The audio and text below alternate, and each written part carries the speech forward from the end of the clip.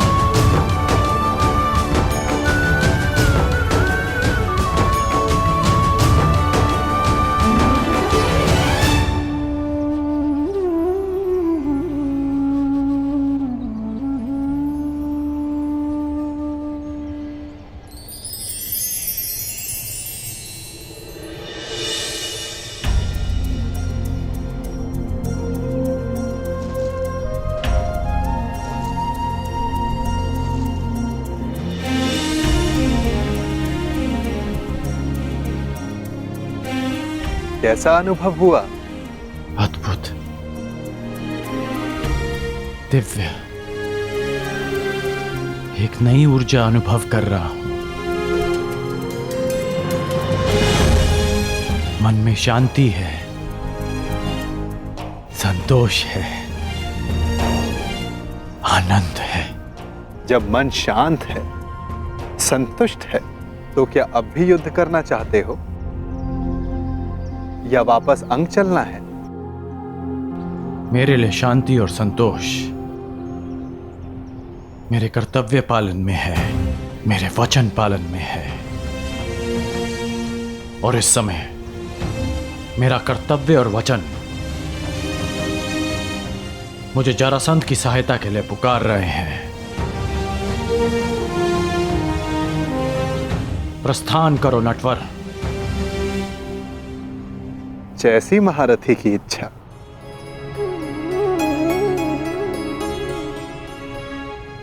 आइए।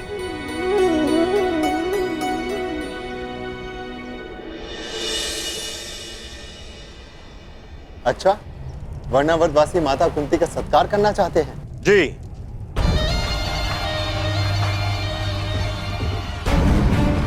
संदेश में कुछ ऐसा ही लिखा है। हम वारणावतवासी युवराज माता कुंती का मातृत्व प्रतीक के रूप में सत्कार करने की अभिलाषा रखते हैं।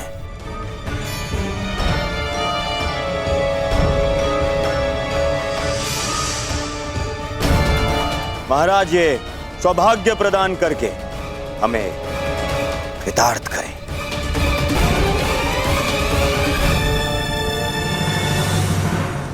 बहुत ही सुंदर विचार है। वास्तविकता में भ्राता पांडु की भार्य इस सम्मान की अधिकारिणी है भी।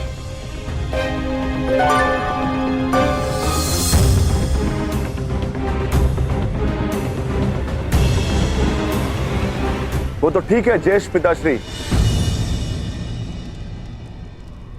परंतु एक बात समझ नहीं आई।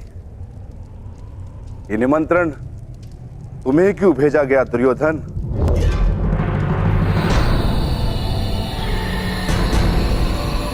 ज्येष्ठ पिताश्री या युवराज क्यों नहीं?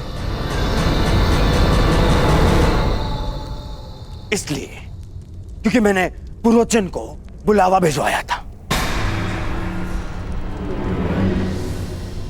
पुरोचन वर्णावत से आ रहे थे तो वो संदेश ले आए। मैं पहले मिल गया तो मुझे दे दिया संदेश। महान वास्तुकार पुरोचन को निमंत्रण क्यों दिया दुर्योधन? ऐसी कौन सी नई इमारत का निर्माण करवा रहे हो?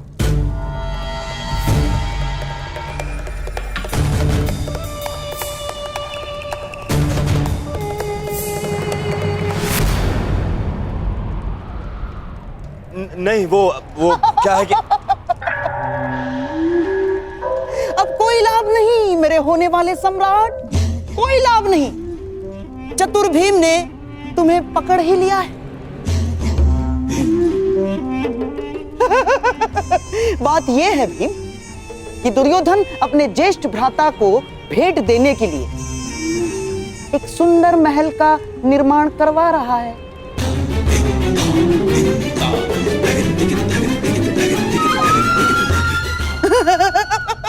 और इस विषय में महाराज श्री को भी ज्ञात है। तुम ज्येष्ठ भ्राताश्री को भेंट दे रहे हो? वो क्या है ना भीम की, बचपन से हम प्रतिस्पर्धी रहे, परंतु अब तो भ्राता युधिष्ठिर युवराज बन चुके हैं तो स्पर्धा समाप्त हुई। क्यों ना बैर भाव भुलाकर एक नया प्रारंभ किया जाए। यदि ऐसा है तो मुझे अपने अनुज की भेंट सहर्ष स्वीकार है। भाइयों के मध्य ये प्रेम मेरे आनंद का कारण बन रहा है, तो पांडु पुत्र और युवराज माता कुंती कल प्रातः प्रस्थान करेंगे। प्रबंध किया जाए विदुर।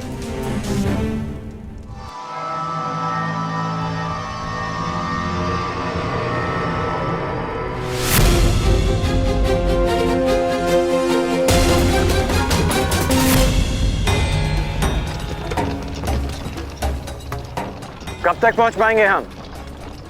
मार्ग का क्या भरोसा अंगराज,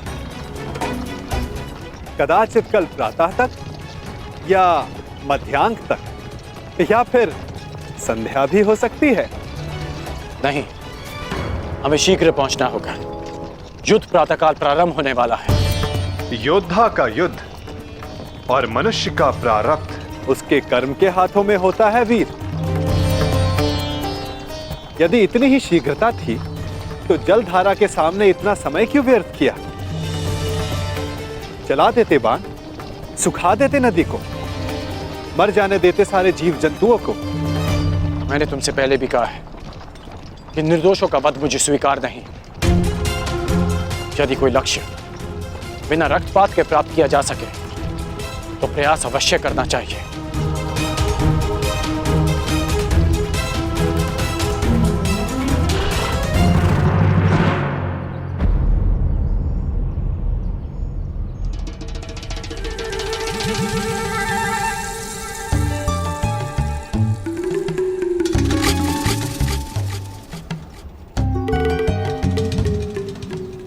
अरे अचानक ये क्या? वन इतना घना क्यों हो गया? यह कैसे संभव है? यही तो मुझे भी आश्चर्यचकित कर रहा है। कल तक तो ये मार्ग ऐसा नहीं था।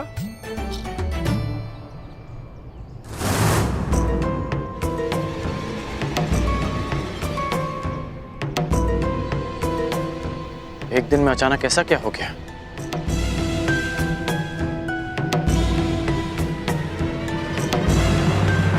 मैं देखकर आता हूं कि कहीं हम मार्ग तो नहीं भटक गए। अवश्य।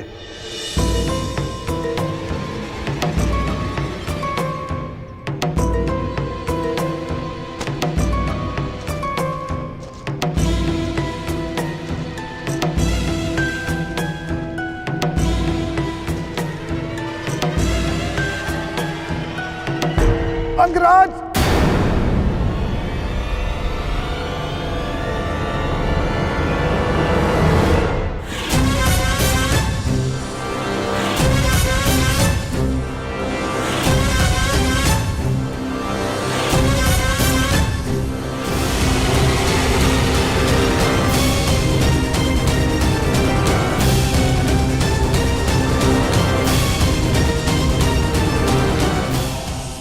करो अंगराज, रक्षा करो। मैं आपका सारथी हूं, मेरी रक्षा करना आपका कर्तव्य है अंगराज। रक्षा करो अंगराज, ये सर्प मेरे प्राण ले लेगा अंगराज। अंगराज सहायता करो अंगराज, अंगराज, अंगराज।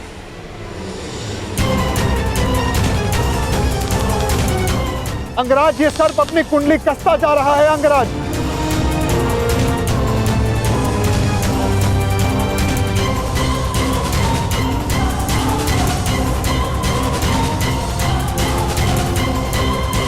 अंगराज सहायता।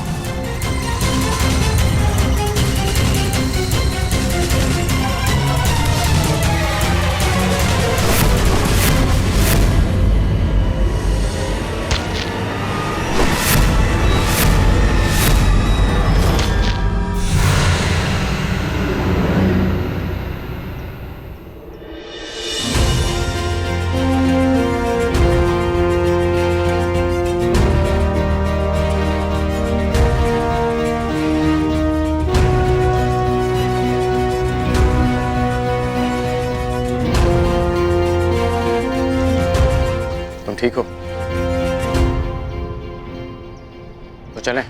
जलधारा के जीवों को नहीं मारा, परंतु इस सर्प का वध कर दिया। क्यों? तुम जीवित रहना नहीं चाहते क्या? निस्संदेह, परंतु वो सर्प भी जीवित रहना चाहता होगा अंगराज। मेरा तात्पर्य ये है, अभी कुछ ही देर पहले रक्तपात से बचने वाले, शांति और अहिंसा का समर्थक होने वाले अंगराज इस समय भिन्न व्यवहार क्यों किया? क्यों उस सर्प का वध कर दिया? क्यों अशांति की? क्योंकि परिस्थितियां भिन्न थी। हाँ, मैंने उस सर्प को मारा क्योंकि उसने तुम पर आक्रमण किया। शांति भंग उस सर्प ने की, मैंने नहीं।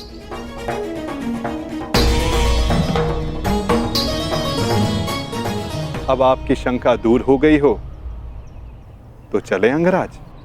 शंका तो तुमने प्रस्तुत की है, परंतु समाधान तो आपके लिए है अंगराज।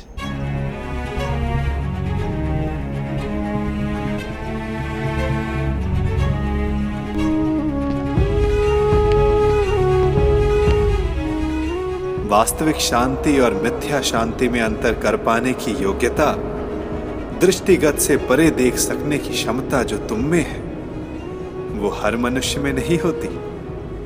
मैं प्रभावित हुआ।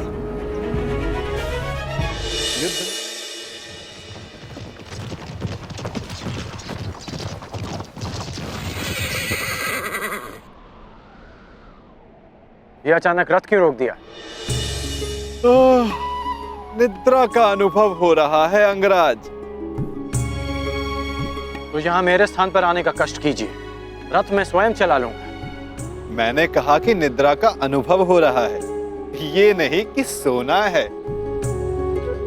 हाँ, तनिक कुछ खा लूंगा तो स्फूर्ति अवश्य आ जाएगी।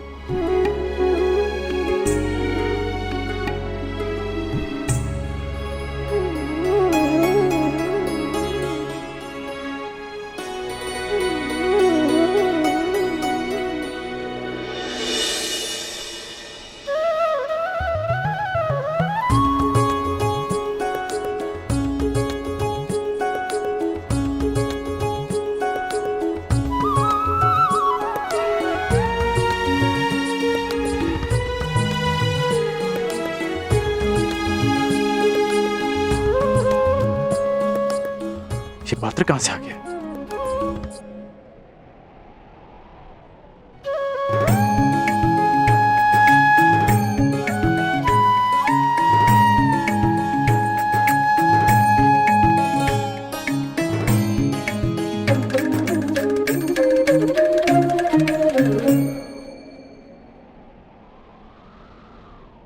आपके मन का ये प्रश्न भी मैंने पढ़ लिया अंगराज। यात्रा कितनी लंबी होने वाली है, ये यात्री कहाँ जानता है। इसीलिए ऐसे समय के लिए ये माखन मैं हमेशा अपने साथ रखता हूं। ये मुझे ऊर्जा और स्फूर्ति देता है और साथ साथ मन भी सचेत रखता है। खाओगे? खा लो। ठीक है, तुम इतना कह रहे हो तो खा लेता।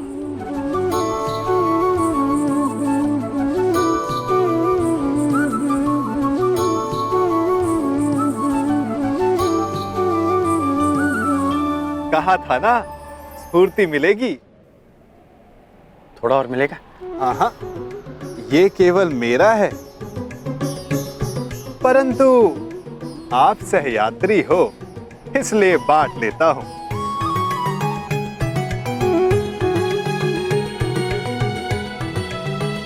कभी सुना है आपने कि माखन और दूध में शत्रुता हुई है? इस बात का क्या तात्पर्य है मैं समझा नहीं। क्या पूछना चाहते हो? यही कि वासुदेव कृष्ण से युद्ध करने क्यों जा रहे हो?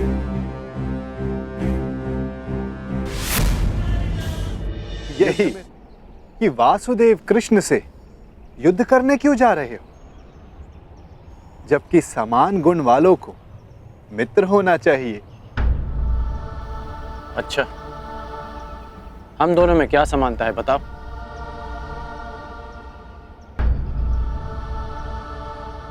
एक बालक जिसको जन्म किसी और ने दिया, पाला किसी और ने, जो बालपन से ही अन्याय और अधर्म से लड़ता आया हो, जिसका लक्ष्य अन्याय का नाश है, जिसने प्रेम किसी से किया और विवाह किसी और से करना पड़ा, और अब धर्म संस्थापन के लिए अथक परिश्रम कर रहा है। अब आप ही बताओ, क्या ये समानताएं नहीं है? कुछ असमानताएं भी हैं हमारे बीच। कैसी असमानताएं अंगराज? कृष्ण को जन्म किसी और ने दिया और पाला किसी और ने, परंतु मुझे मेरे सगे माता पिता ने पाला है। निसंदेह, परंतु लक्ष्य दोनों का समान है। इसीलिए इस यात्रा में एक दूसरे का सहायक होना चाहिए, विरोधी नहीं। कदाचित हम दोनों एक ही पक्ष में होते हैं। यदि मैं जरासंध को वचन नहीं देता कि मैं कृष्ण के विरुद्ध उनकी सहायता करूंगा। युद्ध में सम्मिलित होने का वचन दिया है या कृष्ण के विरुद्ध युद्ध करने का अंगराज? मैं समझा नहीं।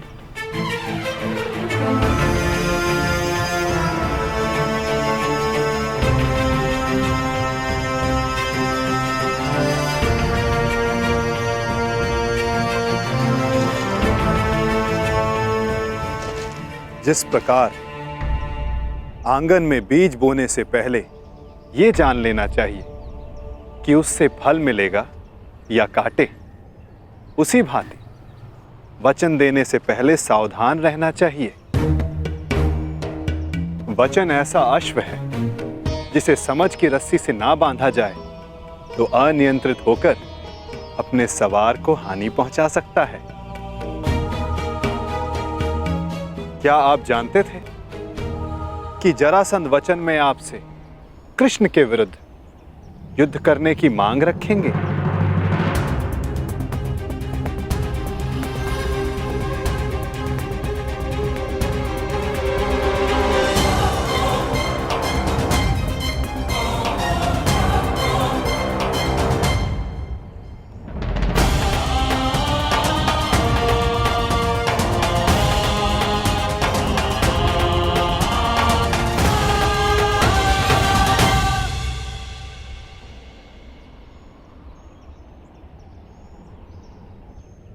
मैंने अपना कार्य पूरा किया अंगराज। आपको समय पर युद्ध क्षेत्र पहुंचा दिया मैंने।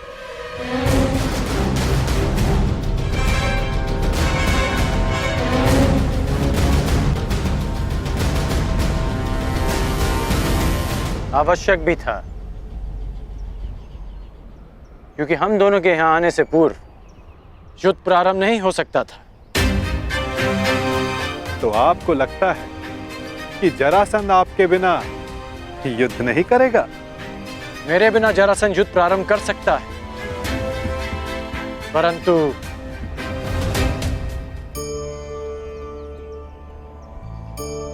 परंतु क्या? कहे दीजिए अंगराज।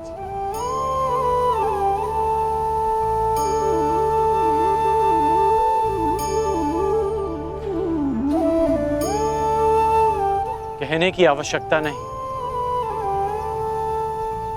सारथी हैं आप, सचेत भी हैं, तो अपने रथी का मन पढ़ लीजिए। सारथी का कार्य पूर्ण हुआ, परंतु रथी की तीसरी परीक्षा अभी शेष है।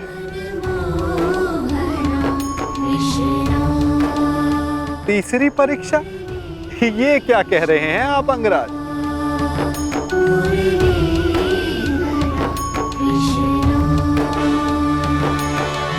वही जो आप ना समझने का अभिनय कर रहे हैं।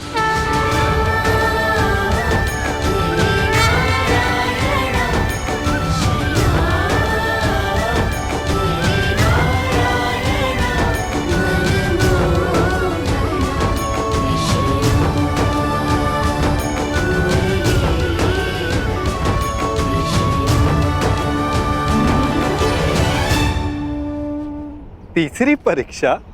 ये आप क्या कह रहे हैं अंगराज?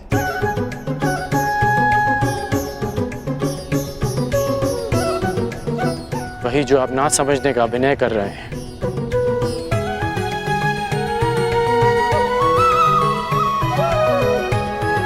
मेरे गुरु परशुराम ने मुझे मानव के त्रिगुण व्यवहार को समझने का ज्ञान दिया है। मानव का व्यक्तित्व राज, सत्व और तम गुणों के संतुलन से बनता है।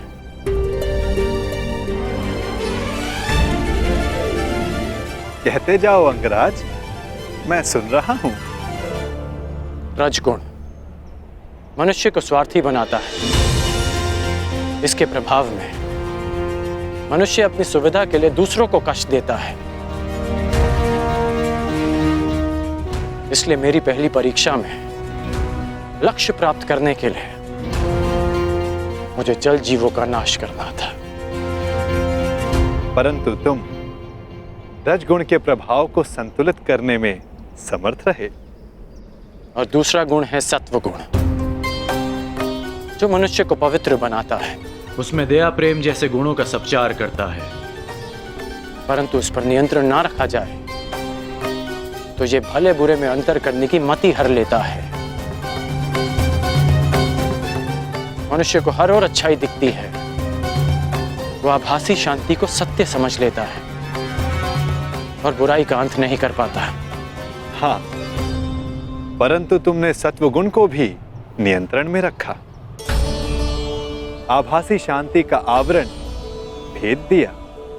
मेरे प्राणों की रक्षा के लिए तुमने उस सर्प का वध किया। हाँ, और अब मैं तीसरी परीक्षा की प्रतीक्षा कर रहा हूं, तमोगुण की परीक्षा।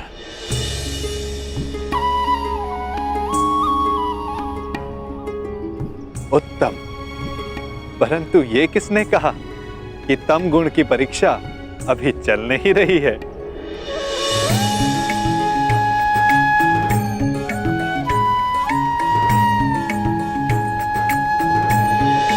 तमोगुण अंधकार के भांति हमें भ्रमित कर देता है।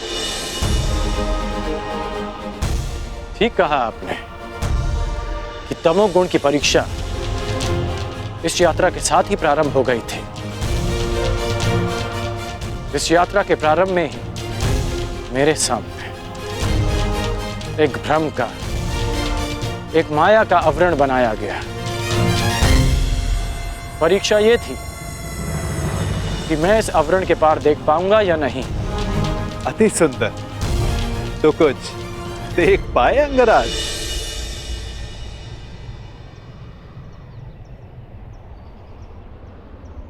सबसे पहले इस नाटक के सूत्रधार को देखा, नटवर को देखा,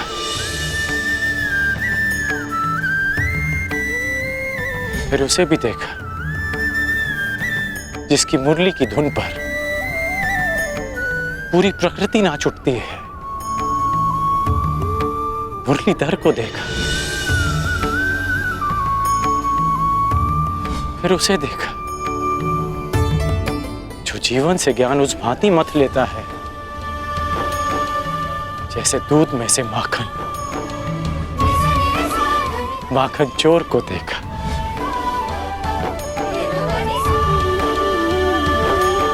और फिर उसे देखा जिसके ये सब रूप हैं।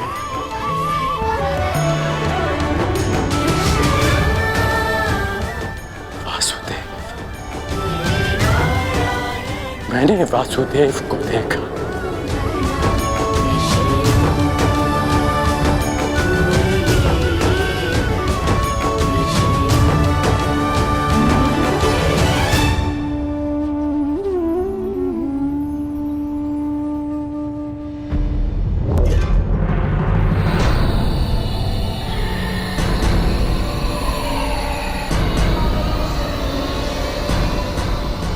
महाराज, यहाँ ना कोई सेना है ना वासुदेव।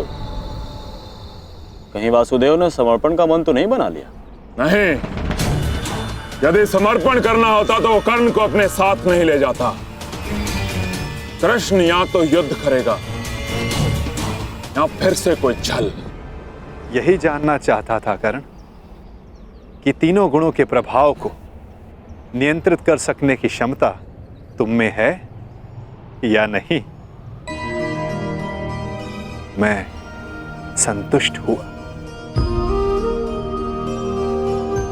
इस जीवन में मैंने तुमसे अधिक विलक्षण पुरुष नहीं देखा।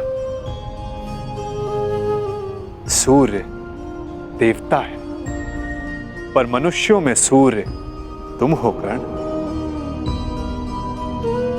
धन्य है तुम्हारी माता, धन्य है तुम्हारे पिता।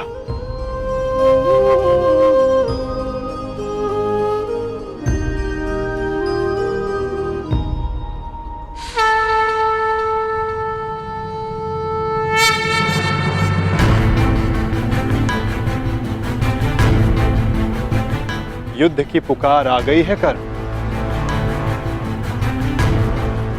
मुझे जाना होगा। युद्ध में सम्मिलित होने का वचन तुम पूरा कर चुके हो। अब यह तुम्हारा निर्णय है कि तुम मुझसे युद्ध करोगे या मेरे पक्ष में रहोगे।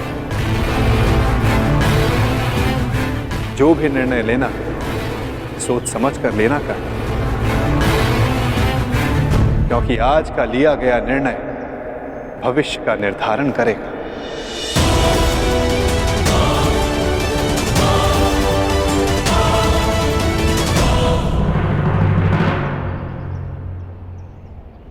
कृष्ण, रण छोड़। कहाँ है तू? फिर से रण छोड़कर भाग गया।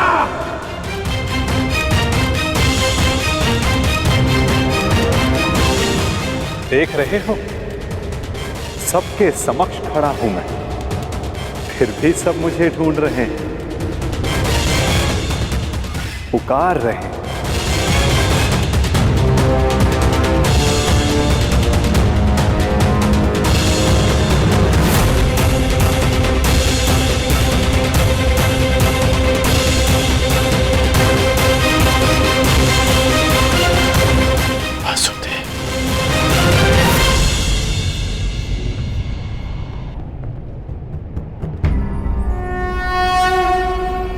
यदा यदा हि धर्मस्य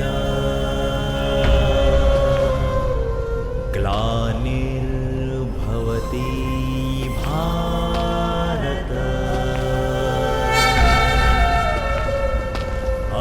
अभ्युत्थानम् अधर्मस्य तदात्मानं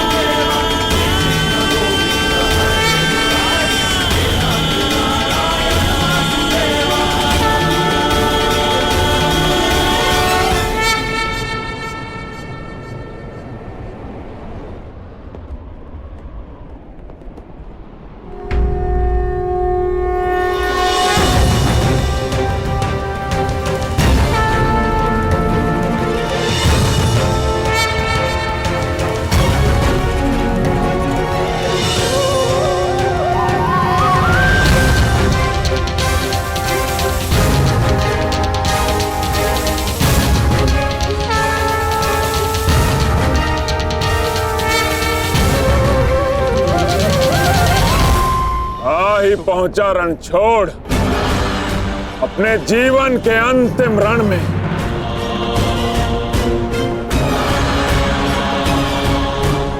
तो कर्ण को छल करके अपने साथ ले गया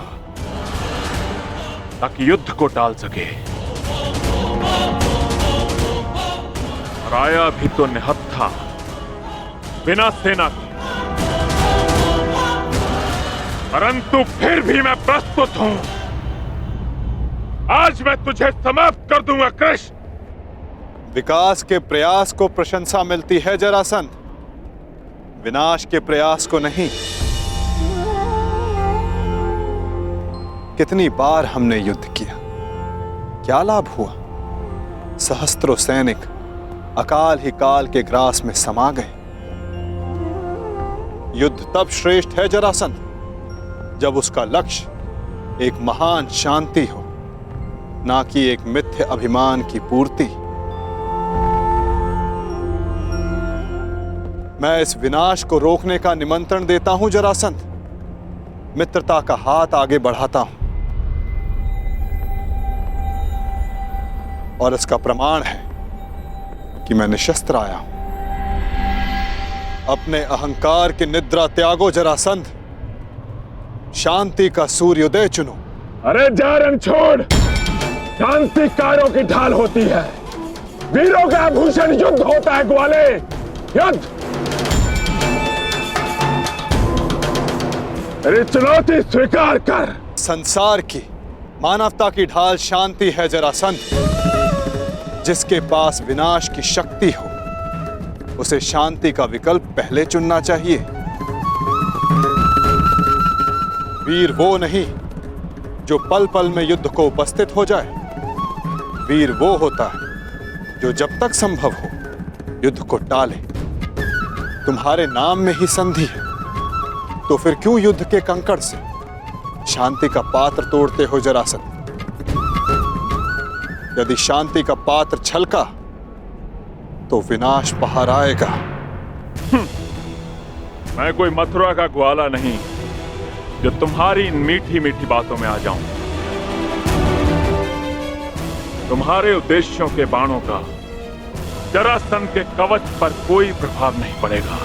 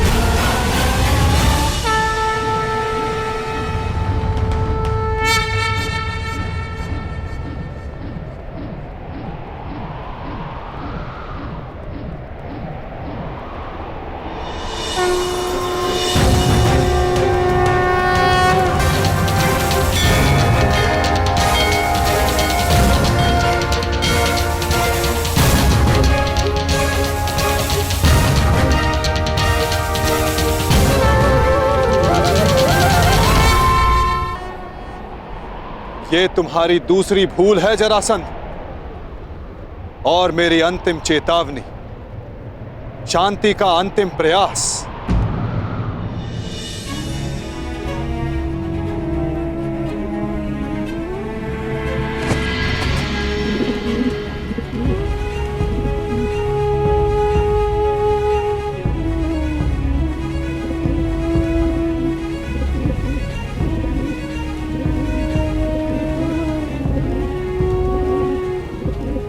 सुन रहे हो जरासंध?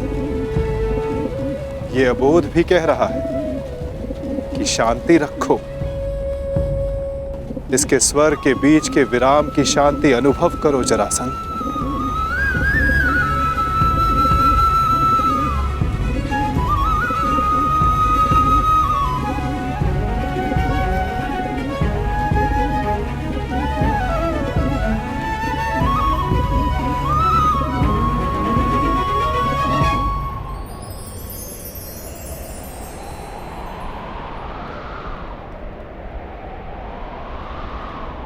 शांति का संदेश लाने वाले परिणाम जानना चाहता है वासुदेव, तो देख।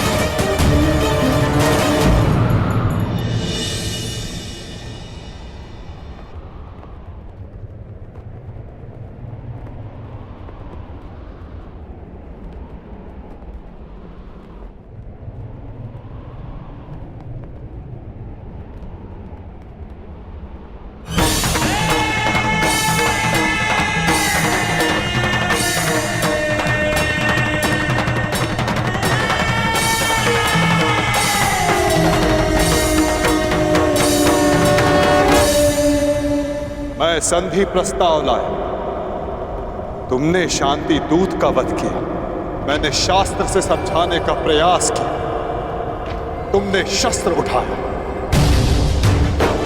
मैं प्रेम लाया था। तुमने युद्ध की मांग की। तुम्हें युद्ध चाहिए जरासंध, तो लो, मैं तुम्हें युद्ध देता हूं।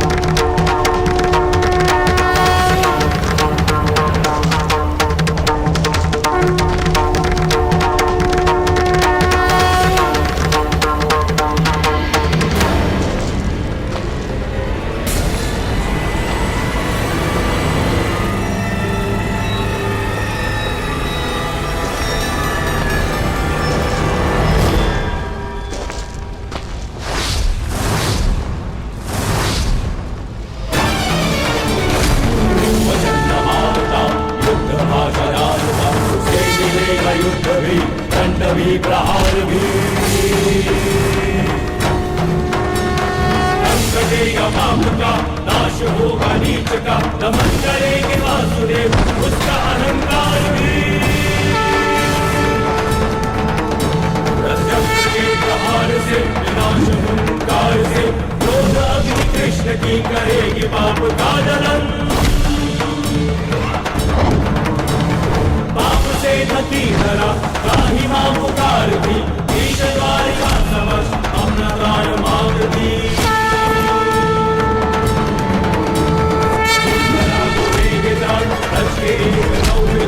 भूमिशाई करके पाप को सजेगी आरती। भूमिशाई करके पाप को सजेगी आरती।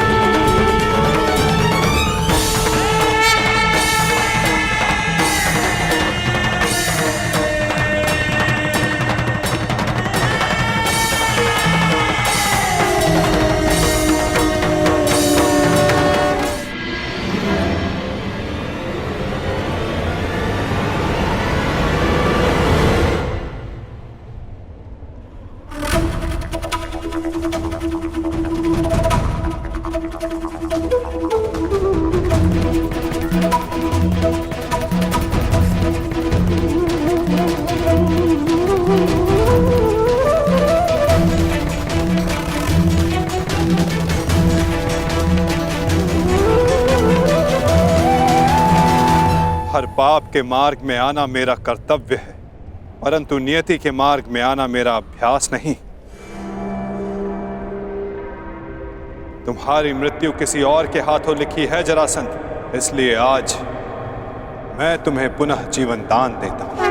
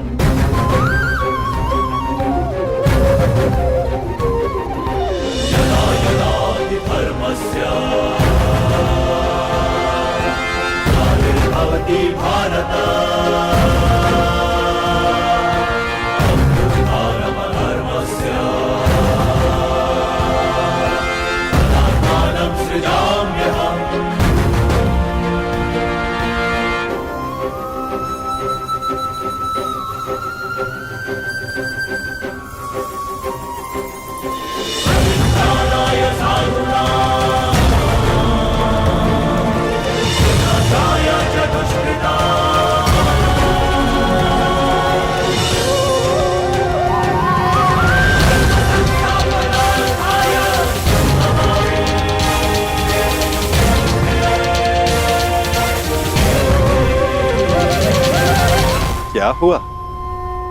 युद्ध में सम्मिलित होने आए थे ना? युद्ध नहीं किया? आपने मुझे विकल्प चुनने को कहा, परंतु अवसर नहीं दिया। अब अनुभव हुआ कि मुझे यहां युद्ध में सम्मिलित होने के लिए नहीं, युद्ध का साक्षी बनने के लिए लाया गया था। अनगिनत जरासंधों से भरे इस संसार में एक कर्ण से वार्तालाप करके अच्छा लगा। तुम अब भी भ्रम के पार देख सकते हो कर्ण। युद्ध समाप्त हुआ और तुम्हारे वचन पूर्ति का उपकर्म भी।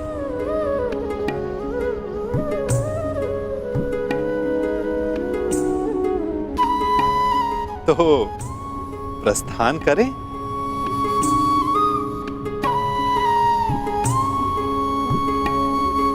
रुकिए।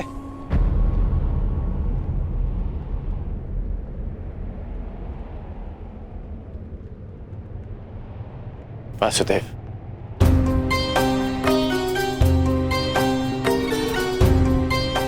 अपने आप नटवर हैं और ना मैं रथी,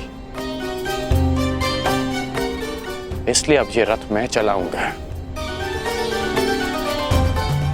अब आपका सारथी मैं बनूंगा वासुदेव। मैं सदा नटवर था और सदा नटवर ही रहूंगा अंगराज। नियति ने हमारी जीवन यात्रा में तुम्हारा रथी होना निश्चित किया है और मेरा सारथी होना।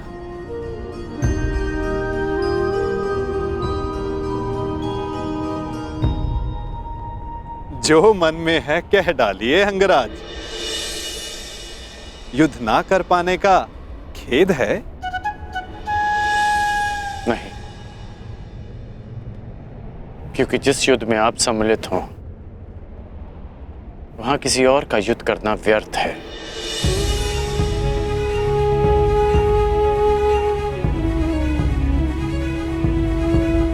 नियति के चक्र को कौन समझ पाया है कर्ण? कौन जाने वो दिन आए कि हम दोनों युद्ध में सम्मिलित हों और मैं सम्मिलित होकर भी शस्त्र ना उठाऊं।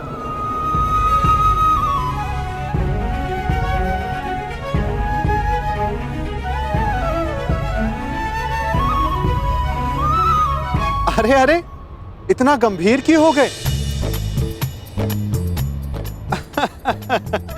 मेरी हर बात पर विश्वास करोगे तो चले जाओगे, और यदि मेरी हर बात पर अविश्वास करोगे तो अधिक चले जाओगे। अब सोचने में ज्यादा समय व्यर्थ मत करो कर्ण, रथ पर बैठो। क्या अब भी कोई यात्रा शेष है?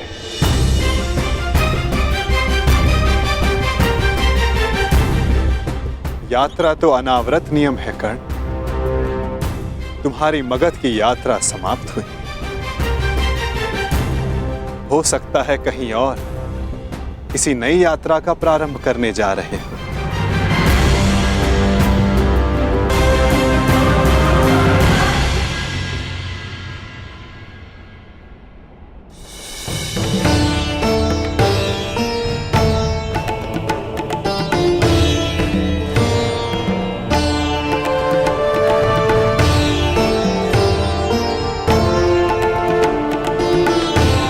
यात्रा मंगलकारी हो पुत्रों। हाँ युवराज, तुम्हारी कीर्ति की अग्नि से वारणावत की हर दिशा प्रकाशित हो।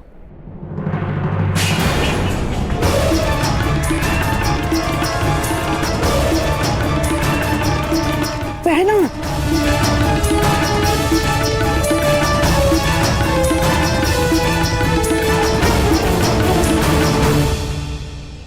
ये तो अपशगुन है। यात्रा प्रारंभ करने से पूर्व आरती की थाली गिरना यह अशुभ संकेत है। मुझे लगता है कि आप लोगों को ये यात्रा स्थगित कर देनी चाहिए।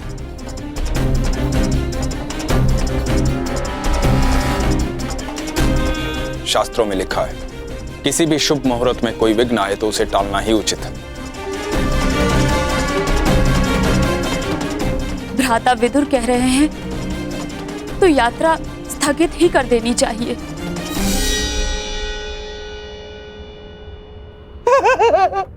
क्या क्या कह रहे हो बहना? अरे अग्नि तो पवित्र होती है, और कदाचित अग्निदेव ये संकेत दे रहे हैं कि इस यात्रा में वो पांडव भांजों के साथ ही है।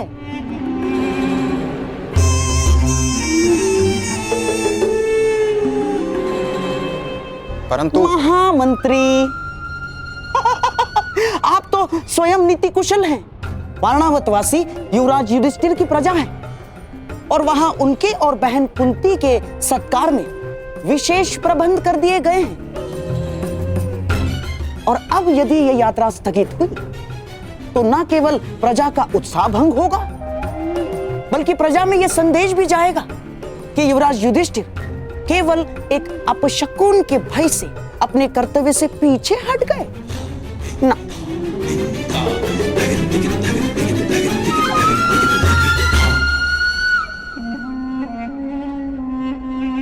महामंत्री, ये युवराज युधिष्ठिर का अपयश होगा। परंतु यहाँ युवराज की सुरक्षा का प्रश्न है। सुरक्षा? महामंत्री, जिसके साथ भीम और अर्जुन जैसे महाबलशाली भाई हों, जिन्होंने पांचाल को बात ही बात में परास्त कर दिया हो, उन्हें किसका भय?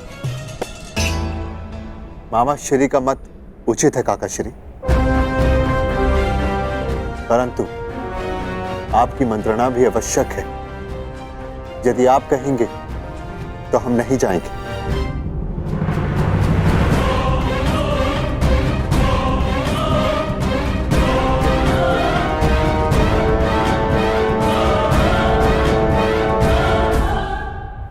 क्या आज्ञा है काकाश्री? ठीक है युवराज, आप प्रस्थान करें।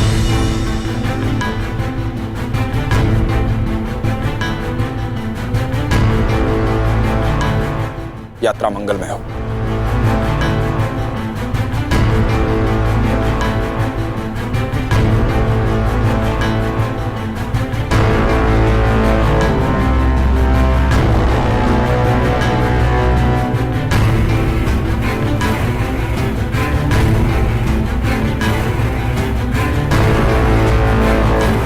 चलिए माताश्री।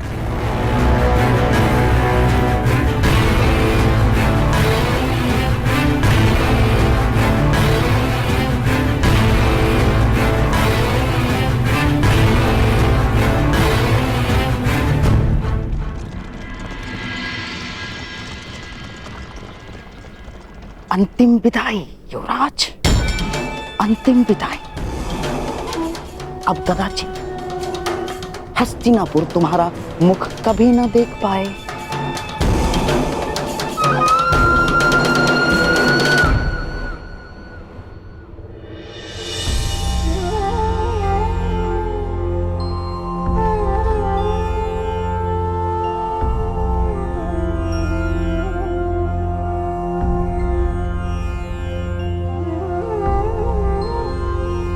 वासुदेव, अभी आपने कहा कि दूसरी यात्रा प्रारंभ हो रही है, तो फिर आप बीच में क्यों रुक गए? विचार कर रहा हूं अंगराज कि कुछ यात्रा यदि प्रारंभ ना की जाए तो भविष्य पूर्णतः भिन्न हो सकता है।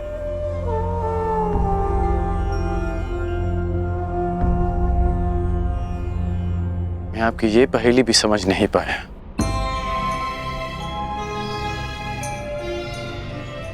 हर पहेली का उत्तर हमारे चयन में होता है अंगराज, और भविष्य चयन पर निर्भर करता है। जीवन जीने के सदैव दो विकल्प होते हैं। एक विकल्प होता है इस पाषाण खंड की भांति, जो अपने अहंकार, अपने हठ, अपनी जड़ता के बोझ के कारण भारी और कठोर हो जाता है, जो ना अपना चुना हुआ मार्ग बदलता है और ना ही अपने विचार। उसका प्रारब्ध इस पाषाण खंड की तरह होता है।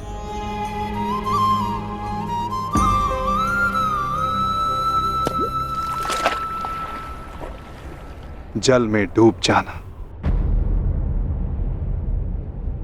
और दूसरा मार्ग वासुदेव?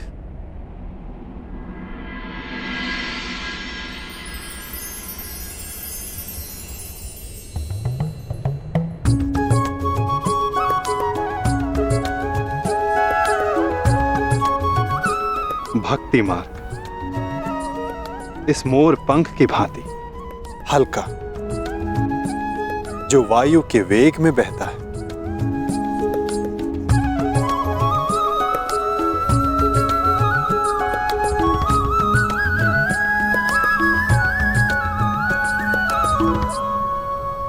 जो इस मोर पंख की भांति होते हैं, वे अपने आप को ईश्वर की इच्छा के हाथों ऐसे समर्पित कर देते हैं जैसे इसने स्वयं को वायु को समर्पित किया।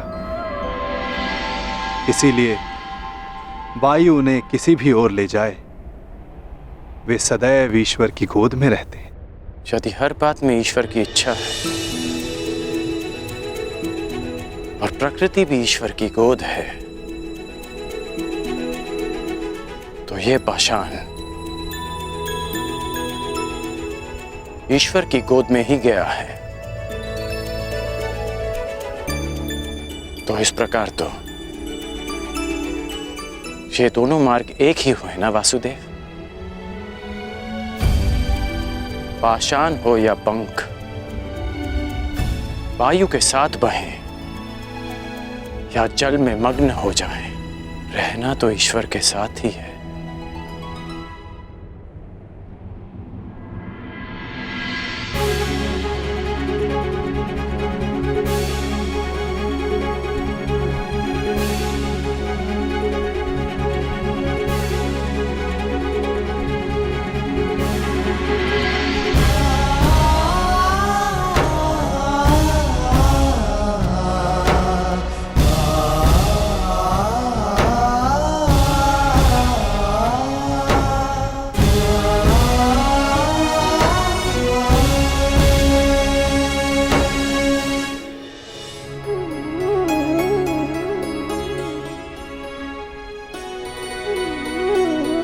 मैं हमेशा तुम्हारी प्रशंसा करता आया, परंतु आज तुमने मेरा सम्मान अर्जित किया है कर्ण। तुमने वो समझ लिया जिसका ज्ञान पाने में ऋषि मुनि अपना सारा जीवन बिता देते हैं। कोई पाषाण खंड नहीं, कोई मोर पंख नहीं। यदि कुछ महत्वपूर्ण है तो कर्म और कर्म के परिणाम। कुछ महत्वपूर्ण है तो हमारा चुना हुआ मार्ग।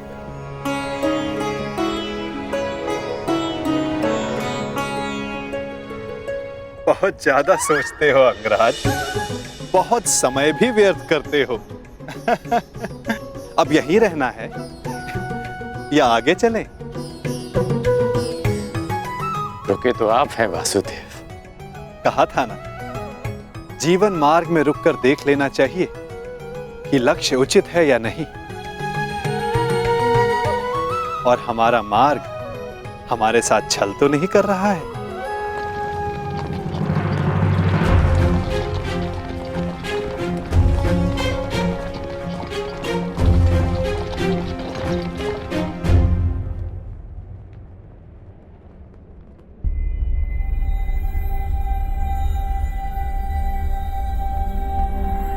ये दो रथ क्यों वासुदेव?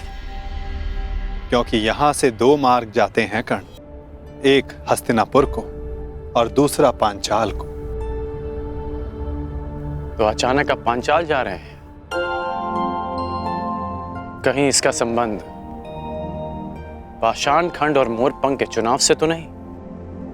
नहीं कर, आवश्यक नहीं कि हम केवल पाषाण खंड या मोरपंख ही हों।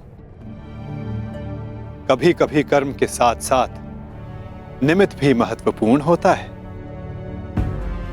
हम में से कुछ पाषाण पानी के लिए निमित्त होते हैं, मोरपंख के लिए वायु का, और निर्माण के लिए अग्नि का।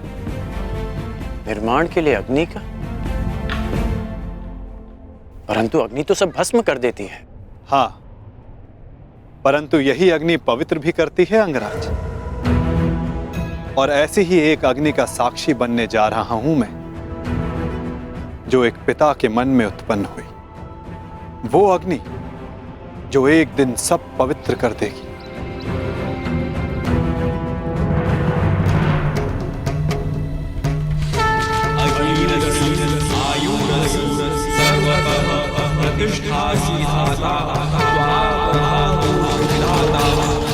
हमारे प्रतिशोध की अग्नि शांत करने के लिए दो अतिथि शीघ्र प्रस्तुत होंगे द्रौपद। मैं भी उनके स्वागत के लिए आतुर हूं ऋषिवर। तब से जब से द्रोण ने मेरा अपमान किया। ये कैसी विचित्र अग्नि है द्वारकाधीश? अग्नि अग्नि होती है कर्ण। हाँ, उत्पत्ति का कारण और उद्गम भिन्न हो सकते हैं। लालच की अग्नि, घृणा की अग्नि, छल कपट की अग्नि। आशा करता हूं जब कभी ऐसी अग्नि से तुम्हारा सामना होगा तो तुम उचित निर्णय लोगे कर्ण। एक बात का आश्चर्य है वासुदेव, आप पांडवों के ममेरे भाई हैं, तो मुझे लगा कि आप मुझे कुमार दुर्योधन से दूर करने का प्रयास करेंगे, परंतु आपने ऐसा नहीं किया। क्योंकि सारथी का कार्य केवल मार्ग दिखाना होता है अंगराज, चयन तो रथ ही करेगा। फिर भी यदि समय आने पर चुनाव करना पड़ा तो किसका चुनाव करोगे अंगराज?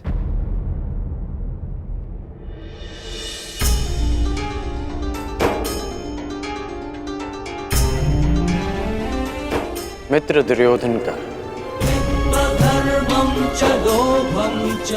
इसलिए नहीं कि मैं उनके प्रत्येक कर्म को उचित मानता हूं, परंतु इसलिए कि उन्होंने मेरी तब सहायता की जब सबकी दृष्टि में मैं तुच्छ था।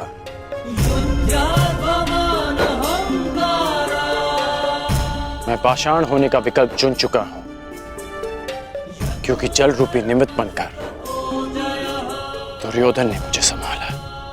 चयन तुम्हारा है अंगराज, परंतु स्मरण रखना, हम कर्म चुनते हैं और कर्म हमारा परिणाम चुनता है।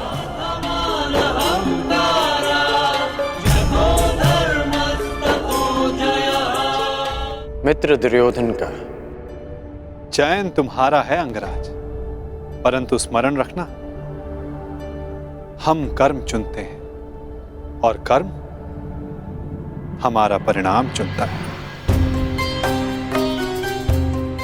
और कुपक्ष में होने से कुपरिणाम भोगने की संभावना अधिक होती है कर्ण। तब भी मैं मित्र दुर्योधन को ही चुनूंगा। प्रणिपात वासुदेव।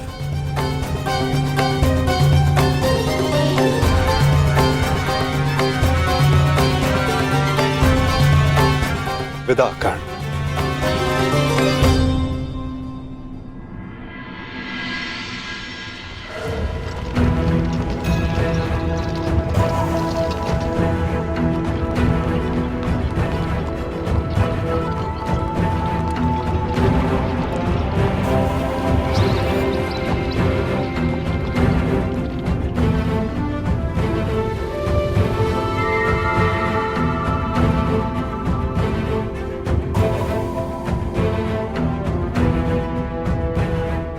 अति सुंदर। विश्वास नहीं होता कि भ्राता दुर्योधन आपको इतनी सुंदर भेंट दे सकते हैं। समय के साथ सब बदलता है अनुज। खट्टी कैरी भी समय के साथ बदलकर मीठा आम बन जाती है। अनुज, दुर्योधन को भी दूसरा अवसर अवश्य मिलना चाहिए।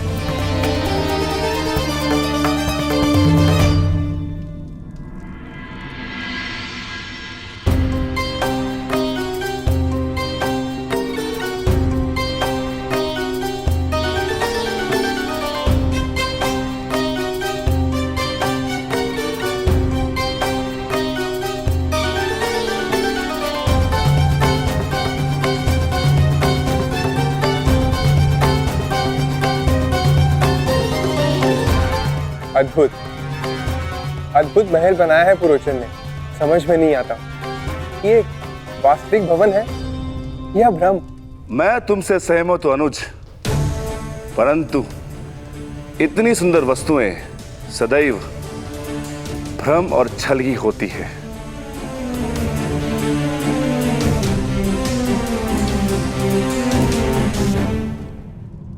तो कौन सी भूल हो गई मामाश्री? पुरोचन केवल यही संदेश देने तो आए हैं कि पांडव लक्ष्य ग्रह पहुंच चुके हैं। तुम समझते क्यों नहीं हो दुर्योधन? जितने विघ्न शुभ कार्य में पड़ते हैं उससे कई अधिक विघ्न अशुभ कार्यों में पड़ते हैं। उस दिन मैंने राजसभा में बात पलट दी, कहा कि तुम अपने भाइयों के लिए महल बनवा रहे हो, और अब यदि इस पुरोचन को यहां किसी ने देख लिया तो?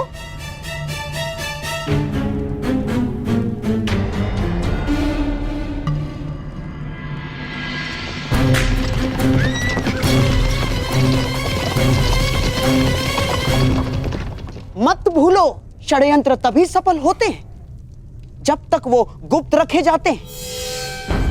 भेद खुल जाने पर सारा खेल समाप्त, सफा चट।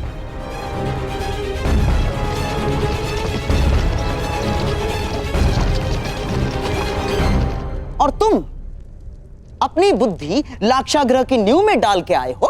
यहां बार बार आने से किसी को संदेह हुआ तो? शीघ्र ही यहां से निकलो, इससे पहले कि यहां तुम्हें कोई देख ले।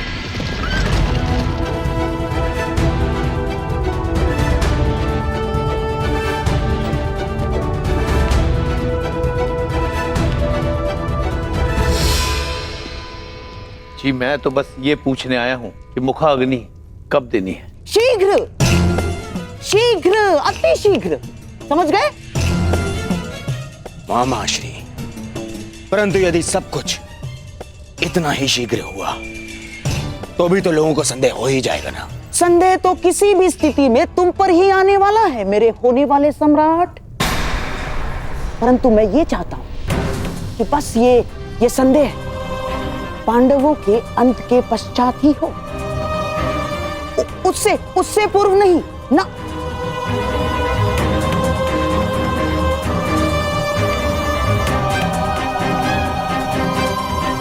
अब देख क्या रहे हो, जाओ।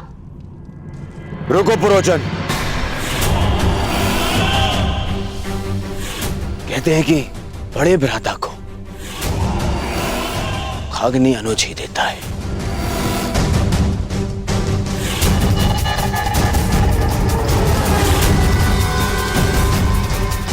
तो फिर मैं अपने कर्तव्य को कैसे भूल सकता हूं? जाओ, ये ले जाओ पुरोचन। मेरे भाइयों की चिता तुमने सजाई है, परंतु उनकी मुखाग्नि मेरी ओर से ही होनी चाहिए।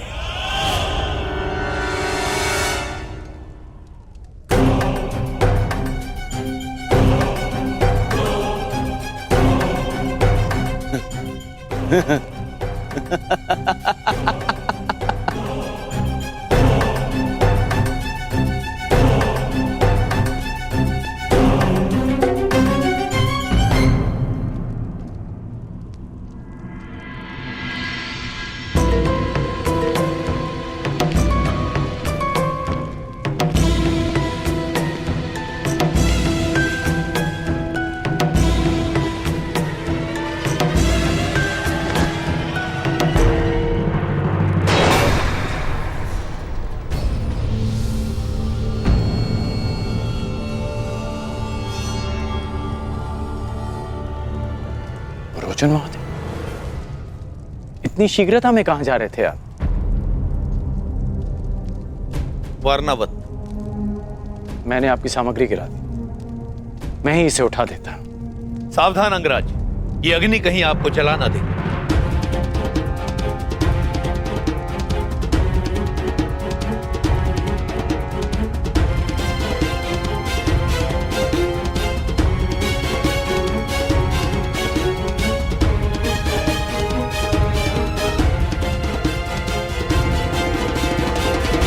ये अग्नि लिए कहां जा रहे हैं आप? ये अग्नि नहीं है अंगराज, ये वो प्रकाश पुंज है जो हस्तिनापुर का भविष्य बदल देगा, और साथ में आपका और मेरा भी, क्योंकि हम दोनों विजेता के पक्ष में हैं। अब मुझे आज्ञा दीजिए।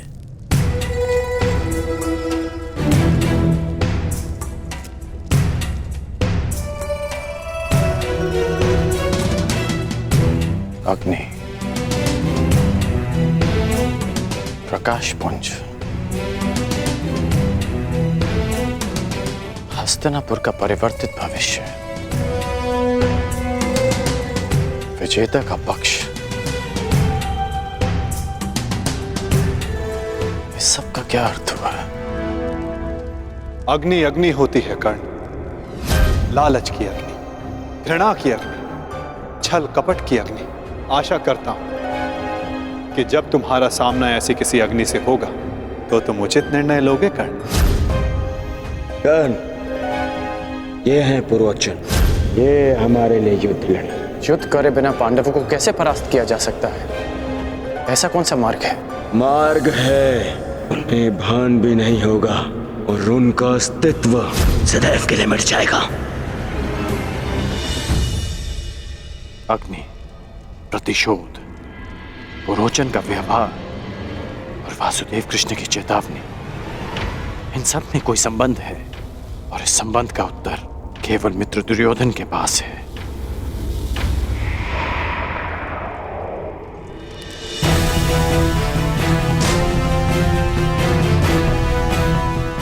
मुहूर्त आ गया है पांचाल राज।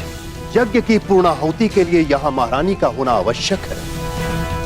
मैंने महारानी को यहाँ आने के लिए संदेशा तो भिजवाया था, परंतु मेरी समझ में नहीं आ रहा है कि महारानी को यहाँ आने में इतना विलंब क्यों हो रहा है। समय, मुहूर्त और ग्रह दशा किसी की प्रतीक्षा नहीं करते पांचाल नरेश। यही क्षण पूर्ण आहुति के लिए उपयुक्त है। यदि आहुति ना दी गई तो सारे प्रयास निष्फल हो जाएंगे। क्या महारानी के अतिरिक्त और कोई विकल्प नहीं है ऋषिवर? ये यज्ञ है पांचाल नरेश, नियमों से बंधा है। इसमें विकल्प की कोई संभावना नहीं। ओम अग्नि मिली पुरोहितम यज्ञासा देव अमृत विजम होता राम रतन धात्मम।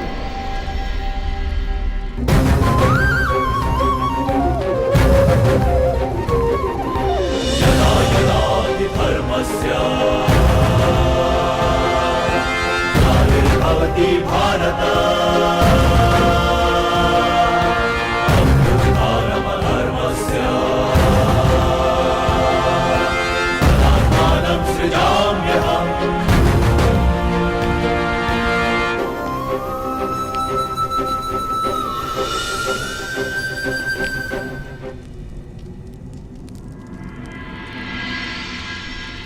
विचित्र बात है, प्यासे के समक्ष जल रखा है और वो प्यास बुझाने का विकल्प ढूंढ रहा है। मैं आपके कहने का अभिप्राय समझा नहीं वसुदेव। अग्नि से बड़ा ना कोई पुरोहित है, ना उससे बड़ा कोई होत्र, ना उससे बड़ा कोई वरदायक, ना ही इच्छा पूर्ति का स्रोत।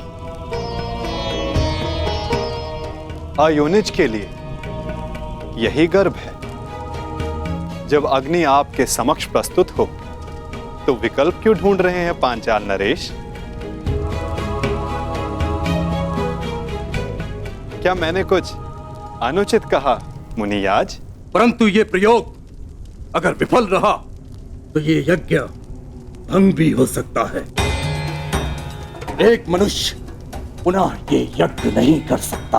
परंतु यदि इसी समय पूर्ण आहुति ना दी गई तो भी ये यज्ञ निष्फल होने ही वाला है ना।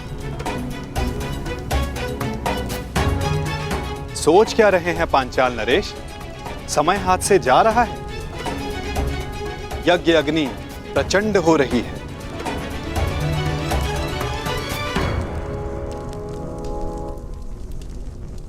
कहीं आपकी इच्छा पूर्ति से पूर्व ही ये शांत ना हो जाए।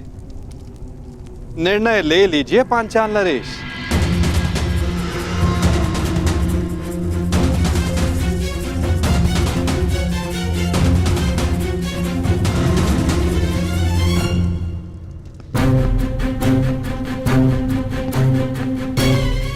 इतनी शीघ्रता से कहाँ जा रहे हो अंगराज कर्ण?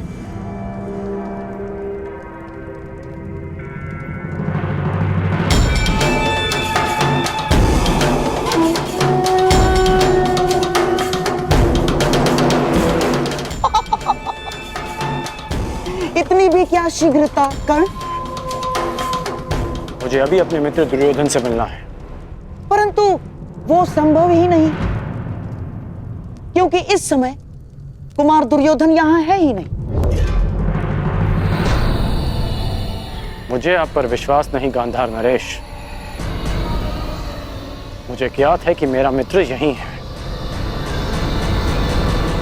हाँ?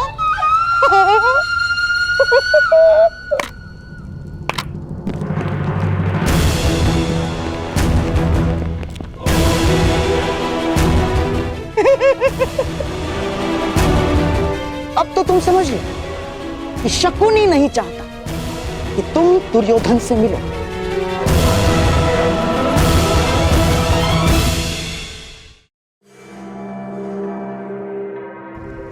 सिंह को मेमने नहीं रोक सकते गांधार राज। और आप ये भली भांति जानते हैं कि आपके ये सैनिक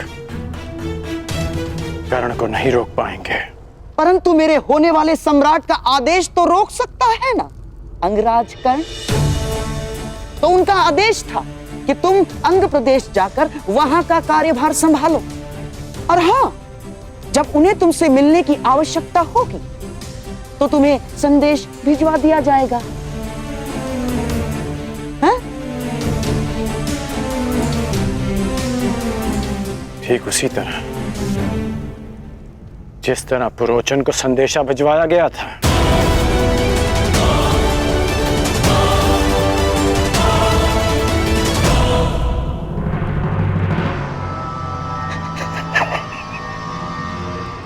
कुमार दुर्योधन के प्रति तुम्हारी निष्ठा की सराहना करता हूं मैं कर्ण, परंतु निष्ठावान तो पालतू कुत्ते।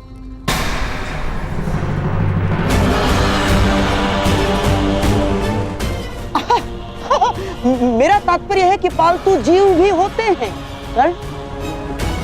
उन्हें अपनी सीमा में रहना उनके हित में होता है। इसीलिए शकुनी चाहता है कि तुम अपनी सीमा में रहो। अंग लौट जाओ।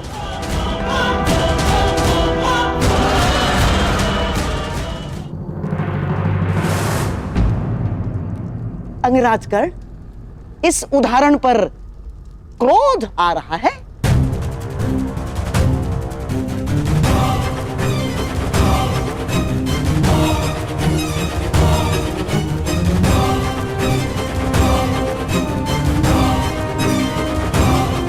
एक क्षण के लिए तो लगा कि आप मेरी तुलना पालतू जीव से कर रहे हैं,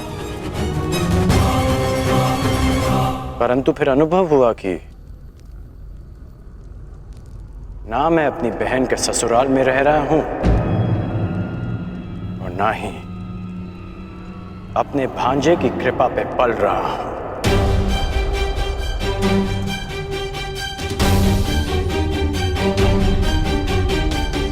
इसलिए आपका यह संकेत स्वयं आप ही के लिए था गांधार राज।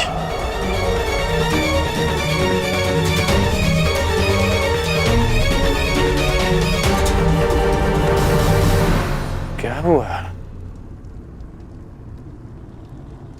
मेरे उदाहरण पर क्रोध आ रहा है?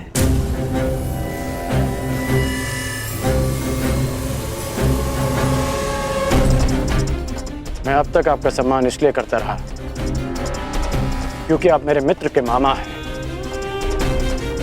हम दोनों में केवल एक समानता है कि हम दोनों कुमार दुर्योधन के शुभ चिंतक हैं। और जब जब आपका कार्य मेरे मित्र के हित में होगा तब तक मैं आपको सहन करता रहूंगा। परंतु यदि मेरे मित्र को अनुचित मार्ग पर ले जाने का प्रयास किया तो मैं भूल जाऊंगा कि आप मेरे मित्र के मामा हैं।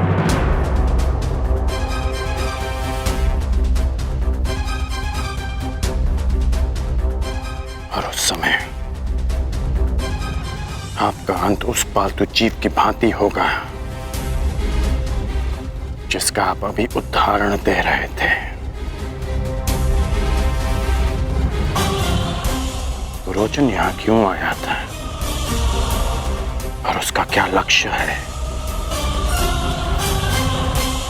ये तो मैं जानकर ही रहूंगा।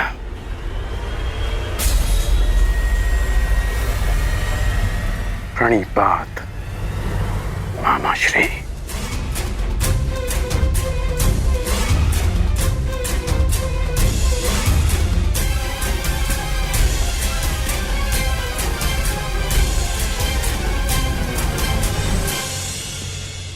जब तक तुम्हें यह ज्ञात होगा कि पुरोचन यहां क्यों आया था तब तक पांडव भस्म हो चुके होंगे।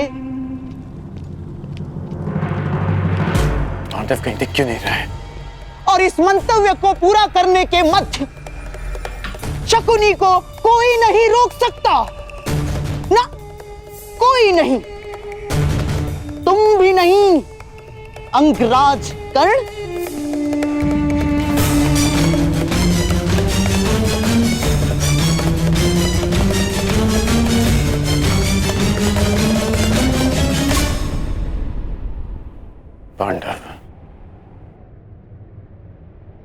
पांडव ही मित्र दुर्योधन के शत्रु हैं। वो महल में नहीं दिखे, वो यहां नहीं है, कहां जा सकते हैं वो? वारनाव्रत।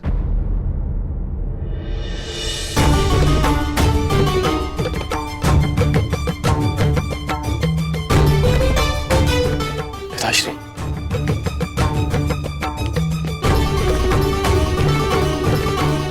आयुष्मान भव। पांडव वारनाव्रत में? हाँ, वारनाव्रत।